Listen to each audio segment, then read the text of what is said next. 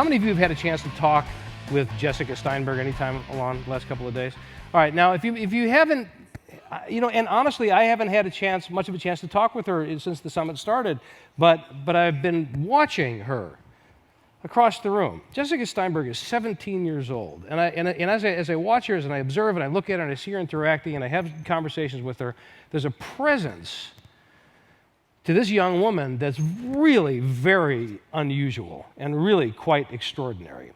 And when we were putting together, just this whole idea of the summit and who wanted to speak, the idea of having, well, let me preface it like this: extreme leadership. Not only does it have nothing to do with your position or your title, it's got nothing to do with your age. It's got nothing to do with where you come from. It's got nothing to do with your ethnicity. It's got nothing to do with your socioeconomic status. It's got nothing to do with any of that. It has to do with who you are, what you do, how you approach your work, how you approach your life. So to have an example of a 17-year-old, I was tempted for a minute to say future leader, but that's entirely inaccurate. Current leader. Just the fact that Jessica can stand up here and say, I started a nonprofit, round of applause, that's it. That's all that's necessary. I mean, she's an incredible role model for the rest of us. And as I mentioned to you guys the other day, I wrote a blog post about her, say, what were you doing when you were 17? And I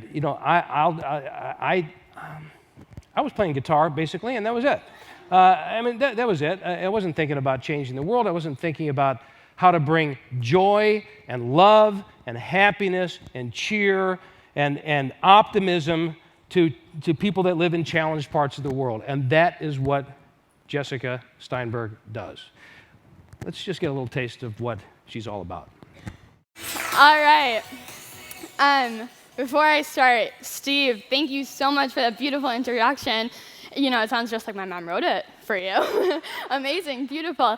And to the speakers, everyone here, I have learned so much from you, from listening to you speak and taking it all in. I've been alongside with you guys in this learning process, and it's just been amazing. And the audience members, so much love as we all been talking about. I love it. Thank you so much for that. You guys are all amazing people, and I'm very grateful that you've all been supportive and, excited to hear me speak.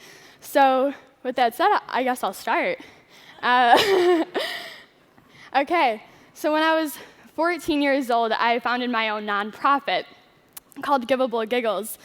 And I had always looked up to my brother. He went to this conference talking about global issues, and his name's Ethan, and I would see him go to this conference, come back, and be a completely changed person. And I was always so curious about that. I didn't really understand what happened at it. He couldn't put it into words what the experience was. So finally in 8th grade, I was given the opportunity to go to this conference, and we had an open mic session. I went up on stage, completely nervous, about to pee my pants, but I took a risk with it. And I looked my brother in the eye and I said, Ethan, thank you so much for everything you've done for me. I look up to you as my role model. I see you as an inspiration. You have gone through the challenges, and you've made me into the person I am. You are my best friend, and I'm so grateful to have you in my life. And ever since that day, we've had a completely amazing relationship. We got back from that conference in the car with my parents, and they go, who are you? Completely different. That we had this new bond, this new connection that was irreplaceable. And so I'm so grateful to have him, because he's the one that's really, he hasn't forced me into Giveable Giggles, but he allowed me to see the potential there. And I have this amazing family. You see my mom. We act like best friends. People tell us we look like sisters. I have my dad, who's my role model. I have this supportive family. And what's amazing to me is when I look my parents in the eye, they look at me with a sense of pride. They look at me, they stare at me, they smile, and I see that, and that's what I want to give to kids in foreign countries, in third world countries, to underprivileged kids. I want to be a mentor to these kids, a friend, and a leader to them, so that we can experience that pride, this trust, a new relationship. And so because of my family, I've been able to really see what kind of love and happiness I can give to kids in third world countries and in the US. And so originally, Giveable Giggles, it started with my good friend Cindy Cohn here. And what I realized after a few months of talking about it, having a lemonade stand, not only was it a lemonade stand, but I brought snacks. Now that was impressive because we raised $40. For me, that was $1 million for Giveable Giggles. And so, I really had this passion for giving back, and the idea of being a kid and helping kids, that's what I wanted to do. But Sydney had a different idea. She wasn't as passionate about it. And so the first thing that really got me into doing work with Giveable Giggles was my passion. I toned into it, I turned it up, really embraced it, and let it shine through so that I could start Giveable Giggles. And so what we do, we work with schools, health clinics, underprivileged kids, but understand that when I say underprivileged, I don't just mean kids living in slums and impoverished neighborhoods. I mean stressed kids, sick kids, homeless kids, any kid who does not have the opportunity to smile. Those are the kids that we're targeting, because I believe that every child should have the opportunity to smile. And when you think of your best days, you think of your happy days, the days where you're smiling and giggling with your friends, with the people that you love. So that's what Giveable Giggles is doing. We've taken multiple trips, and I'll get into that a little later. And so in order to run these trips, I ran a benefit concert last spring, and I combined my other passion of music, because I think that music has a way of freeing the soul, allowing yourself to express yourself. It takes the pain away. And so I combined my passions together. It was all about my passions to create something magical and amazing. And so I put together a group, a very diverse group, because I believe that we have to learn about cultures, understand cultures, so that we can collaborate and work together in the future. So once we accept each other, once we respect each other, we can move towards a peaceful goal. So this is the last group I took to Argentina. One boy, most of the girls from the USA, and then a girl from Sweden. So not only am I building this group to do volunteer work in the country we go to, but I'm building a trusted leadership group together. I start with a team building activity for the first 2 days so that we really are able to share with each other, experience with each other, and reflect and grow together. And so I found this thing. It says, realize, realize, realize. Now that sounds like I'm repeating myself, but no. Realize, E-Y-E-S, there we go. Realize, R-E-A-L-I-Z-E, realize, L-I-E-S. Realize, realize, realize. We're building this group together where we trust each other so that we can move into a new, unexperienced place, and we're growing on these trips together. And so I recently came across this quote by Dr. Madan Kataria, founder of the Laughter Yoga movement. And he says, when you laugh, you change, and when you change, the whole world changes around you. For me, that's very powerful in Giveable Giggles. I'm working with these kids, and I see a smile grow from a grin into a huge smile where they're beaming and glowing. I see an attitude change from negativity into positivity. I see a friendship grow from strangers into real good friends.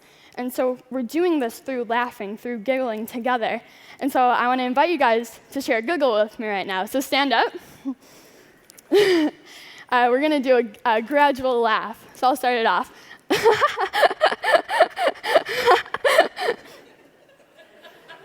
See, there you go. Now that's the real laugh I'm looking for. Okay.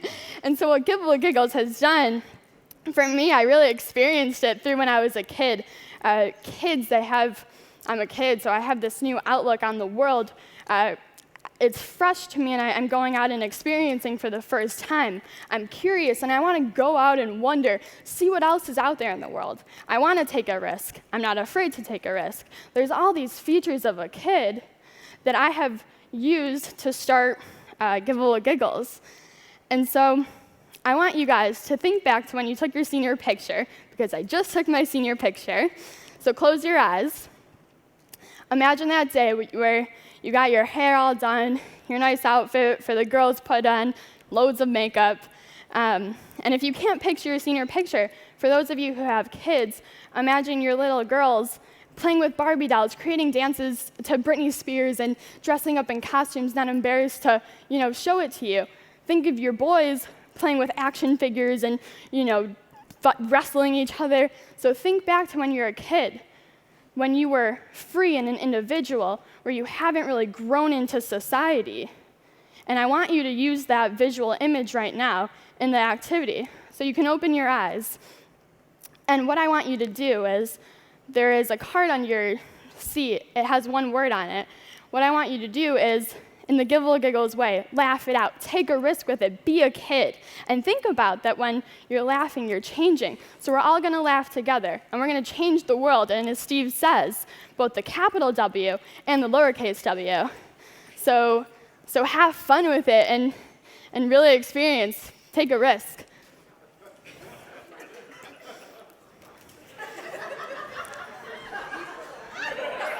There we go.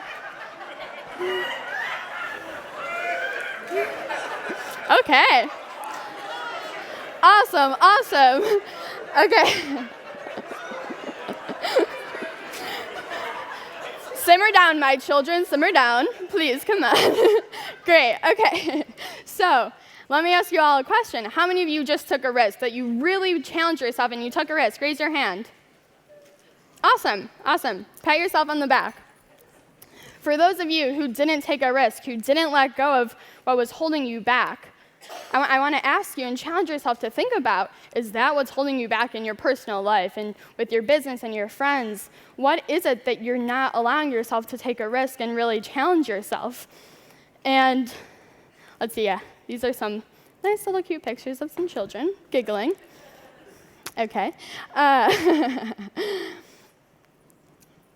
So it's about being a kid, and I see myself more recently looking towards my friend Dr. Zeus, and the way that I just changed the atmosphere in the room through giggling. Dr. Zeus, I hope to change your opinion about him. Now, we all know Dr. Zeus as a children's author, and that's wonderful. He writes books, he rhymes, he has these great quotes. But to me, it's more about the books that have these hidden political messages, these rhymes that are so simple, but they have such a complex meaning.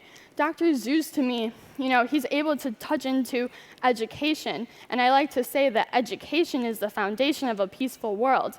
If we're able to spread the awareness and move on, then we're able to collaborate and work together. And so Dr. Zeus is doing this through books and through educating. And so what he says is, today you are you that is truer than true. There is no one alive that is youer than you. There is no one in this room that is youer than you. Out of 7 billion people in the world, there is only one you, there is only one me, there is only one Dr. Zeus. The reason Dr. Zeus is the reason Dr. Zeus is the way he is because he is himself. He embraced who he is. He found that when he was a kid, he was an individual who was unique, and he turned that into something magnificent. As Sally has been saying, fascinate the world with what you have, with what you are given. Being a kid, I don't think that you ever grow out of being a kid. You're just a kid adult now. And you put that kid in a box of people and saying, you lock it away, you put that passion away, and you're in society now. Don't be in society, be in your own world. Be a kid, have fun, be curious, take a risk, just enjoy it. And so when I'm working with the children, and this was in Israel, this little boy, his name's Mustafa. He's from Zimbabwe, and he had been growing up with a heart disease for 7 years, his entire life. Now in Zimbabwe, they don't have the resources to give him a heart surgery to fix it. They don't have the doctors who are trained, so they don't have the knowledge, they don't have the funds to do it. So he came to Israel to get this surgery, and I had the privilege of working to volunteer with him for 4 weeks. And the thing that amazed me about Mustafa is that he was not afraid to get a surgery. He was so brave, so courageous. It was incredible. We would work together and play together, giggle together. And I did not know that after he had his surgery, that he would look down at it and say that I was afraid, that he had this long scar, that he was not afraid to have it. He loved it. He wasn't afraid to live the day. he wasn't afraid to smile and giggle. He let go of that fear so that he could really, exchange and be present with me. And it didn't hit me that Mustafa made such an impact on my life until I had the last day where I thought I was going to go back to this organization and volunteer with them, but something came up. It wasn't until I realized that, and what I did was I went to the beach, which was close to my house. I sat on the sand and looked out at the sunset, and I just stared at it, and I realized what an amazing 7-year-old that is. Someone who can forget about something that is changing his life, something that could have killed him, to not be afraid of something so, something so catastrophic that could have changed. He let go of that fear, and he challenged himself to be happy, to giggle. And what was interesting, when we went in Uganda, we were gorilla trekking in my hiking boots with ants crawling up my pants and biting me, crazy natural habitat that I have never experienced. I see this big, scary gorilla right next to me, literally right here. This is the gorilla. Actually, one of the gorillas grabbed onto one of the participants. Now that is scary. That is something to be afraid of. And this guy, King Gorilla, starts pounding on his chest, galloping up the mountain. Okay, what's next? Am I going to die? I'm afraid of you. Please don't come near me anymore. No. But I let go of my fear. He let go of his fear, and look at what happened. Oh, he got comfortable. He was excited. That's amazing. And we're pretty close. It was really, really cool to see that a gorilla can let go of his fear. It's not just animals, it's everybody. So let go of your fear, embrace it, and don't let your fear get in the way of what you want to do. If you let go of that fear, I think that you're able to take a risk, challenge yourself. So this picture, take every risk, drop every fear. Don't let it come in your way. And so what I want you to understand about my work with Givable Giggles is I tend to pick places of conflict. Let's see, Israel, Arab-Israeli conflict. Jordan, nice little Jewish girl in a Palestinian refugee camp. Uganda, the whole story with Coney 2012 up north with the civil war, the child soldiers, conflict. Argentina, do you remember 2001 socioeconomic crisis, one of the worst collapses in the entire world? Places at risk, places of conflict. I'm not going there to worry my parents at night. I'm going there so that I can challenge myself, learn about myself, have this self-awareness, and learn about the world, the cultures there. So this is in Jordan. What was interesting, she didn't know that I was Jewish, and so when she told me that she would like to kill every Jew in Israel on the planet, that was her taking a risk in her words. It was me exposing myself to be in a risky situation. But I'll tell you, I have never in my life learned so much about the Palestinians. My opinions are now not biased. I have never learned so much about Israel. I have so much more respect for the Palestinians now, even though she told me that she would basically want me dead. So if you're able to take a risk, put yourself in those situations, challenge yourself, and I invite you all to do that. For me, it's not about jumping out of an airplane every day. Because, face it, who could do that? Nobody. It's about taking small risks that are going to add up to a greater knowledge. It's about working with these kids in Uganda who are able to risk the fact that they might make a mistake in their English, but that's okay, because they're going to learn and grow from it. I love this. It says, take risk in your life. If you win, you can lead. If you lose, you can guide. There's no risk that you're going to take that's going to set you back. You now have this awareness that's going to push you forward. That's amazing. Take a risk, because either way, you can tell people about it. And so from this idea, I put this alarm on my phone, and it goes off every night. I know this says 2:20, but it goes off every night, and it allows myself to reflect on my day, to see if I challenged myself, to see if I was out of my comfort zone. And sometimes, if I did take a risk, I say, great, good job, Jessica. If I didn't, I say, well, why not? Day wasted. What am I going to do now? I can't go back and live the past 24 hours of my life. I'm living right now, in the present moment, being with you guys, being at this conference. There's nothing that can get in my way. There's no obstacle out there that's going to stop me. Why? Because I'm passionate about what I'm doing. I love what I'm doing. If you guys are loving what you're doing, there's nothing that can stop you. Obstacles can't stop you. Problems can't stop you. Most of all, other people can't stop you. The only person that can stop you is you. I remember in first grade, my teacher always said, we did the play, The Little Engine, and every day we go, I think I can, I think I can, I think I can. We were motivating ourselves through our passion to do it. We were excited to do it, you know?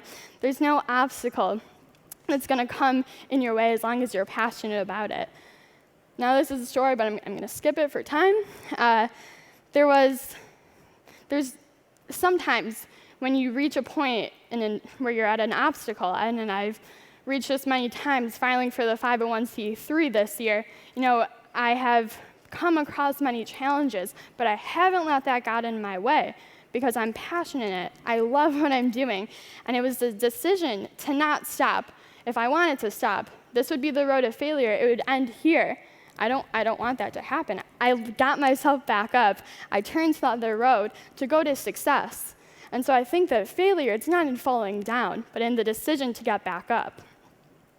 And so you saw in the video earlier that boy Fabricio.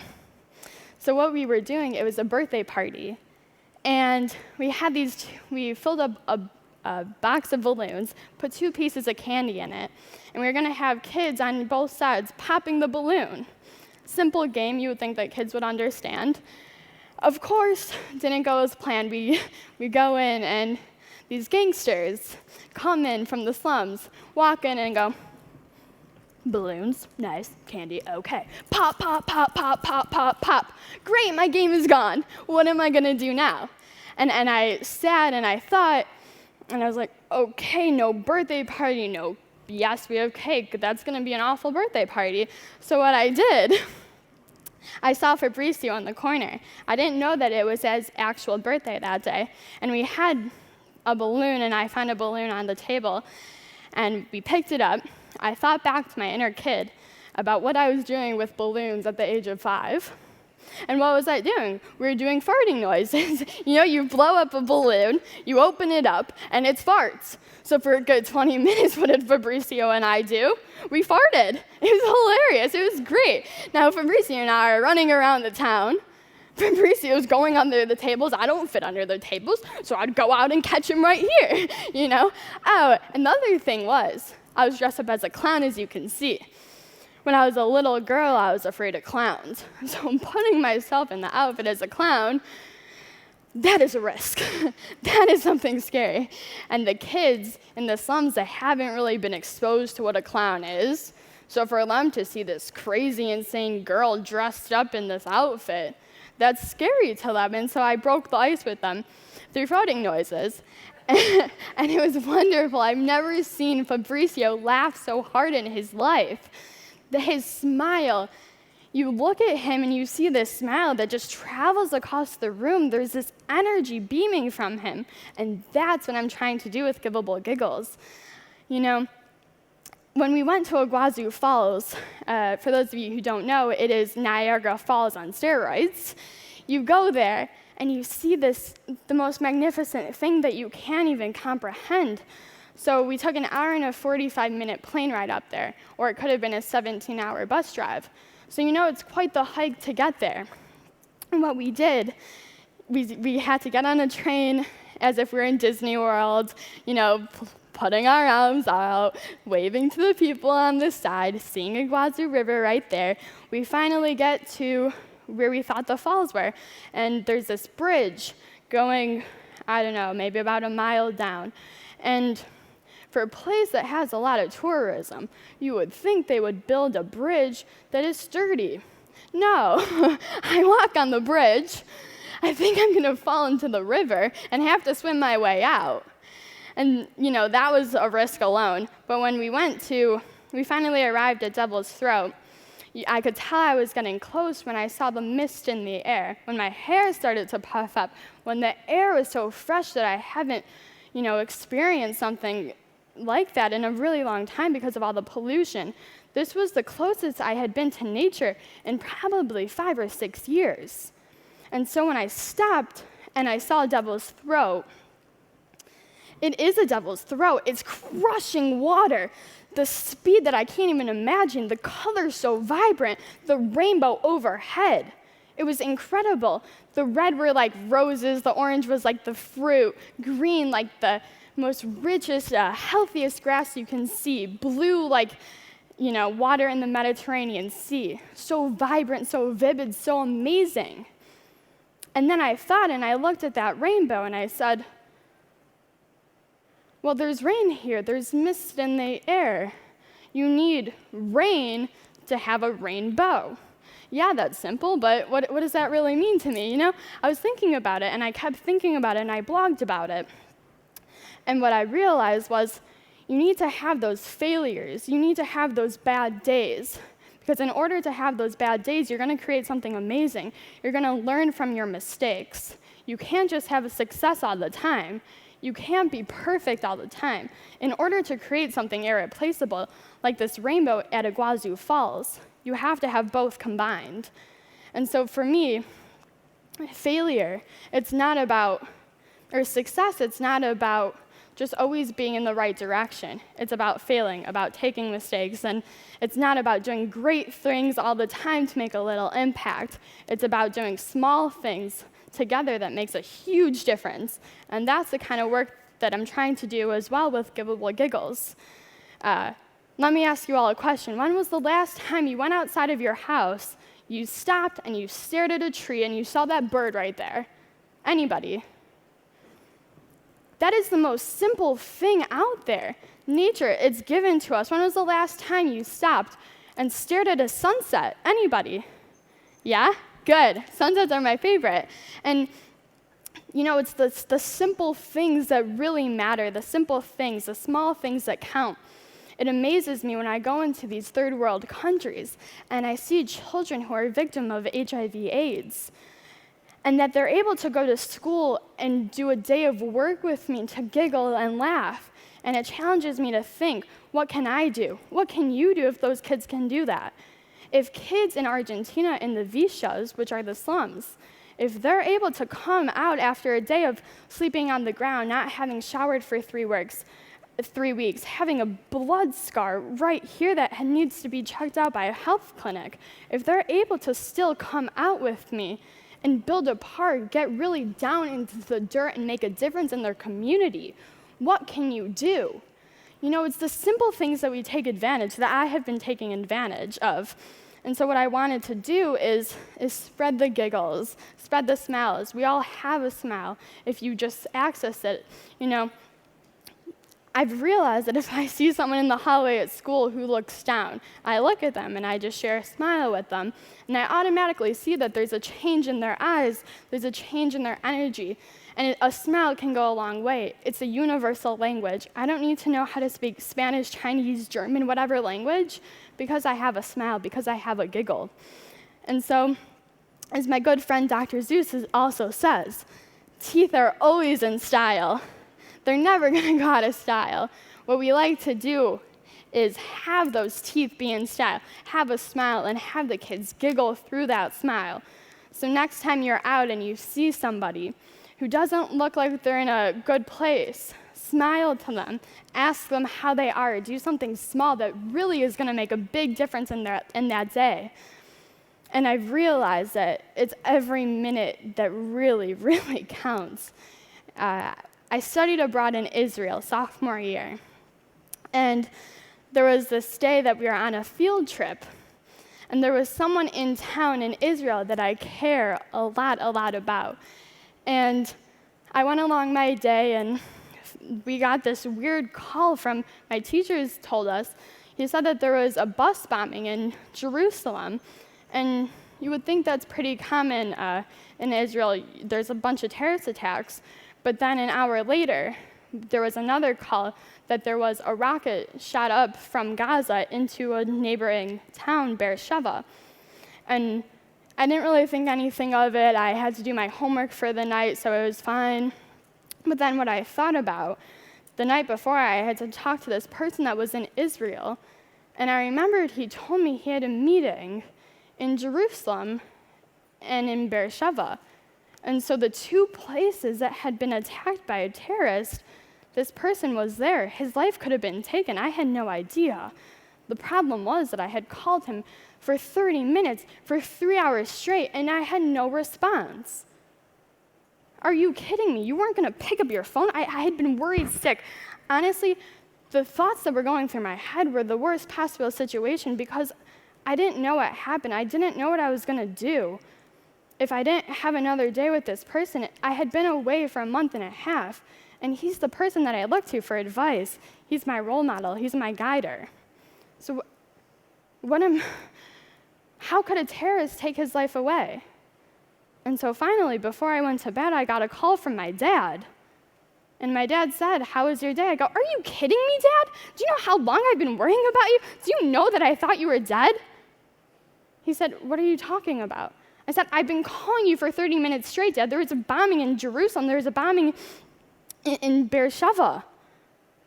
He said, I'm so sorry. And, I recently told him this story. Last night I found out that he was a mile away from Jerusalem where the bomb happened. It's things like that I realize that every minute counts. I don't know what tomorrow is. Yesterday was my history. Today I'm living right now. I'm in the present. I can only do what I can do today. I don't want to worry about tomorrow because what if tomorrow doesn't come? I don't like to think about that. But what I do like to think about is people often say, if today was your last day, what would you do? I turn that into the positive and I say, if today was your first day, if you're seeing the world for the first time, how would you live? What would you go do? What would you go experience? Because you don't know what's going to happen. I want to make every minute count. I want to make every hour of those 24 hours count. I want to challenge myself. I only want to do what I'm passionate about because if I'm not passionate about it, I'm not going to be successful at it. I'm not going to enjoy doing it. I want to love what I'm doing. I'm going to make every single minute count. And so, again, as Dr. Zeus is saying, another quote, you have brains in your head, you have feet in your shoes, you can steer yourself in any direction you choose. You can go anywhere you want in the world. I'm a kid right now, I'm choosing my college. I can go at any college I want to, if I can get in. And so, I can go wherever I want. I can study whatever I want to study. I have the world in my hands. It's rolling around and I'm deciding what I want to do. I'm doing what I'm doing because I'm passionate about doing it. I love it. To see the smile that used to be a frown turn upside down and that glow through the entire room, that's what I'm passionate about doing. I love it. And so you can take yourself in any direction. You are still a kid. You can go wherever you want. And, this picture says, my hunger for success is fueled by my passion. I'm going to be successful because I'm passionate about what I'm doing. I'm loving what I'm doing. I see that goal to success because my passion is guiding me right there.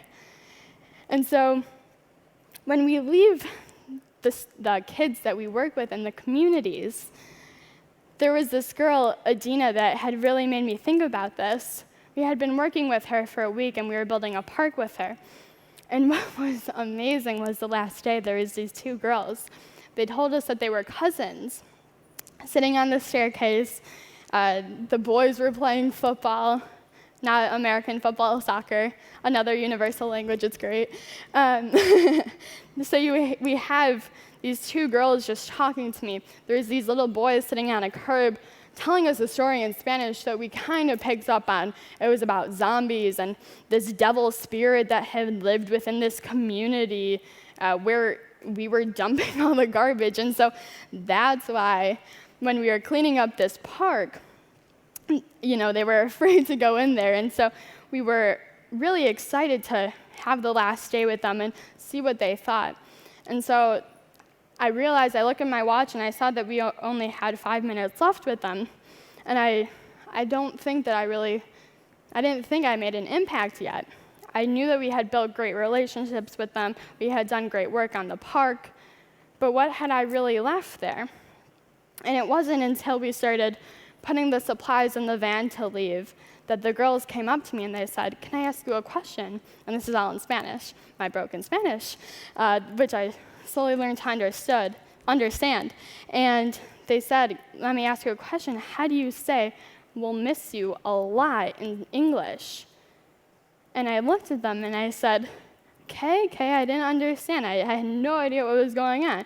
They said, "We'll miss you. How do you say that in English? If you can give me something to remember in English, I want to remember missing you.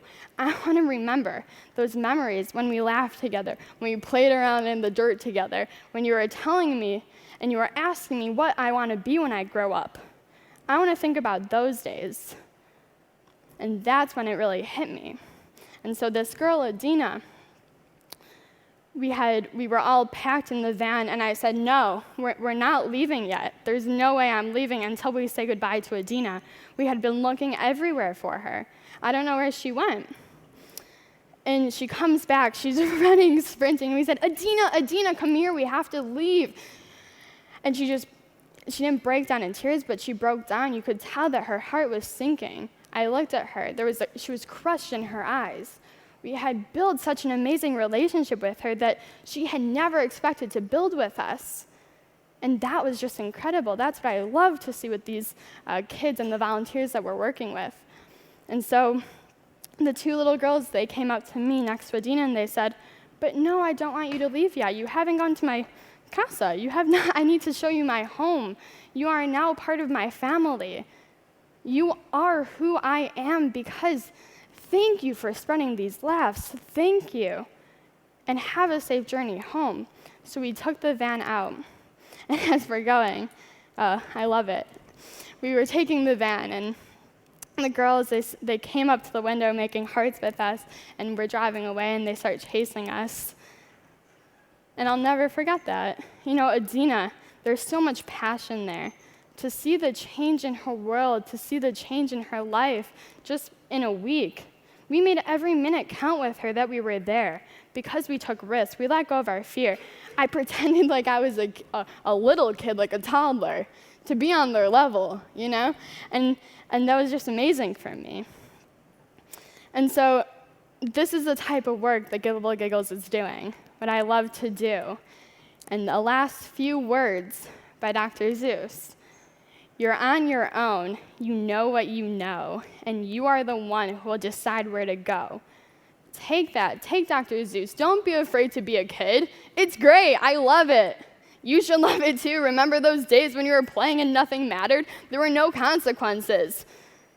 I'm still 17, I'm not 18 yet, no consequences. Think back, think when you were a kid when you can do whatever you want. Take yourself where you want to go, let your passion lead you. And really, really try to see a smile.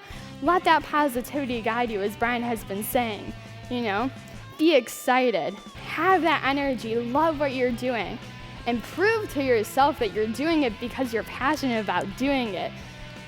And so take yourself wherever you want to go. So thank you so much.